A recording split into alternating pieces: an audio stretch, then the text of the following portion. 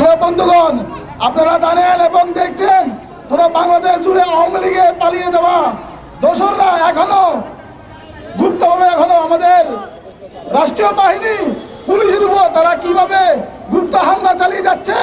আমাদের চট্টগ্রাম থানা বন্দর থানার অধীনে এক পুলিশ ভাইয়ের উপর ছাত্রলীগের এক সন্ত্রাস গুপ্ত হামলা চালিয়ে তাকে গুরুতর আহত হয়েছে। তার তীব্র নিন্দা জানাচ্ছি এবং আজকের এই বিক্ষোভ সমাবেশের মাধ্যমে একটি মেসেজ দিতে চাই। বাংলাদেশ জাতীয়তাবাদী ছাত্র দল, যুব দল, স্বেচ্ছাসেবক দল সবসময় রাজপথে ছিল, আগামীতে থাকবে।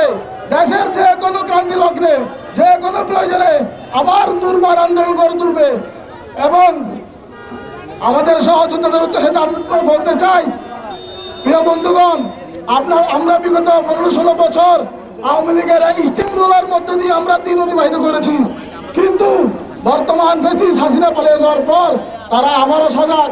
আমরা আমাদের 15-16 বছরের কষ্টকে সামনে রেখে আমরা চাইব আপনারা এসব প্রতিহত করবেন এবং দেশের পরিস্থিতি যাতে অবনতি না হয় সেদিকে লক্ষ্য রাখবেন, তাতে যে কোনো পরিস্থিতিতে আমরা থাকবো।